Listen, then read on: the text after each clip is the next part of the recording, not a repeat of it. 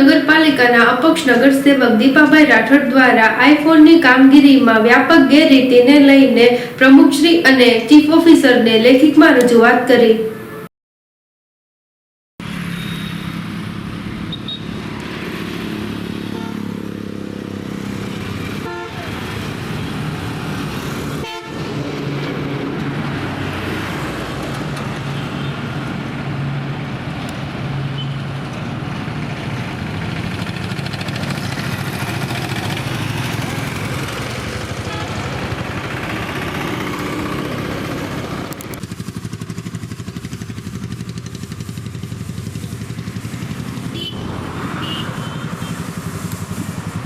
આવ્યો અહીંયા 5 મિનિટમાં પહોંચું છું.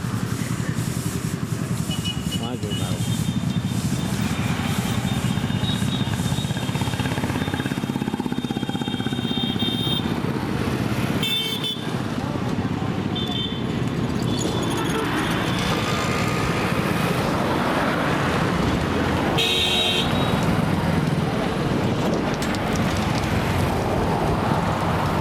આપના પરિચય સાથે.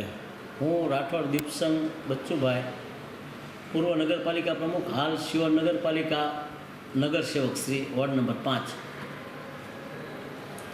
શું પ્રશ્ન છે આપના રજૂઆત? મારો પ્રશ્ન એવો છે કે વોર્ડ નંબર 5માં ગોતમી નદીના રાજકોટ રોડના પેવનના પુલથી રેસ્ટ હાઉસ સુધી જે આઇકોનની ગ્રાન્ટમાંથી જે કામગીરી થઈ રહી છે એ કામગીરી અત્યંત નબળી ગુણવત્તાવાળી થઈ રહી છે અને સરકારશ્રીના પ્લાન એસ્ટિમેટ અને મંજૂર થયેલા ટેન્ડર અને બાંધકામની નિયત કરેલી સ્પેસિફિકેશન મુજબ કામ થતું ન હોય.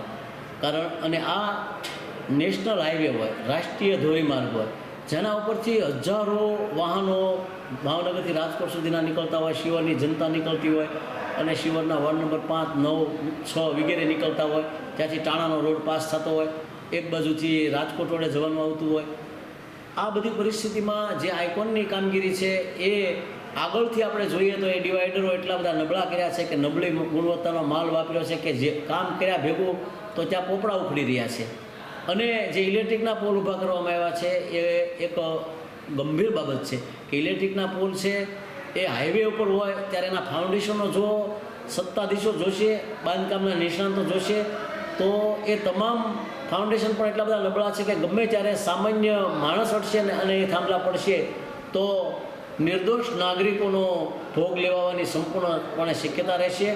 અને સરકારનો જે શુભ અભિગમ છે, આદર્શ છે કે આપણે બ્યુટિફિકેશન કરીએ, આઇકોનિક કરીએ, પરંતુ આ લાખો રૂપિયાની ગ્રાન્ટ અત્યારે ગેરકાયદેસર રીતે ને ખૂબ જ ખરાબ રીતે જે એજન્સી કામ કરી રહી છે એ એજન્સી સામે હું પ્રાદેશિક કમિશનર શ્રી ભાવનગર અને સરકારના શહેરી વિકાસ મંત્રાલયને, શિવર નગરપાલિકાના પ્રમુખને અને ચીફ ઓફિસરને જાણ કરું છું કે તમે આ કામગીરી જુઓ. અવારનવાર મેં તમને મૌખિકમાં રજૂઆત કરી છે, છતાં પણ આ નગરપાલિકામાં બેરા કાને કોઈ વાત સાંભળી નથી. અને અત્યારે આ કામગીરી એટલી બધી નબળી છે કે ત્યાં રેડિયમ પણ નાખવામાં આવેલા નથી અને માધવવિલથી રેસ્ટ હાઉસ સુધી, ઝાંસી કી રાણીના પૂતળા સુધી થાંભલા પણ નાખવામાં આવ્યા નથી, જેથી કરીને આ કામગીરી હલકી ગુણવત્તાવાળી પણ છે અને નક્કી કરેલા પ્લાન એસ્ટિમેટ મુજબનું કામ પણ નથી થતું અને સરેઆમ સરકારના નાણાંનો દુરુપયોગ થતો હોય એવું સ્પષ્ટપણે આ કામમાં અત્યારે દેખાઈ રહ્યું છે. અને સરકારના આદર્શ અભિગમોને અત્યારે ધૂળ ધપ્પા કરી અને કેટલાક અણાવડતવાળા કોન્ટ્રાક્ટરો કે બિનઅનુભવી માણસો દ્વારા એ કામ થઈ રહ્યું છે, જ્યાં પાણી પણ પાવામાં આવ્યું નથી અને સિમેન્ટ પણ હલકી છે, કપચી પણ હલકી છે અને કામગીરી પણ કોઈ નિયમ પ્રમાણે કરવામાં આવી નથી. તે જે ડિવાઈડરો મુખ્ય રસ્તા પર હોય એ બાંગા તાંગા દેખાતા હોય, આટલી હદ સુધી દેખીતી રીતે આ કામગીરી નબળી હોય છતાં નગરપાલિકા ઘોર નિંદ્રામાં પડી છે. અનેકવાર અમે એને કહીએ છીએ છતાં એ ધ્યાન નથી દેતી. તો નગરપાલિકા શા માટે કોન્ટ્રાક્ટરોથી ડરીને કામ કરે છે કે આમાં નગરપાલિકાનું કાંઈ હિત રહેલું છે, સત્તાધીશોનું હિત રહેલું છે?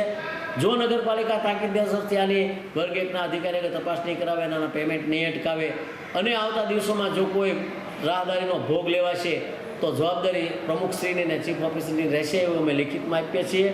અને આ કામગીરી બાબતમાં તાકીદની અસરથી તપાસ કરીને ફરીવાર કામો કરવાના આદેશ કરવા એવી અમારી લાગણી અને માગણી છે. વંદે માતરમ, ભારત માતા કી જય.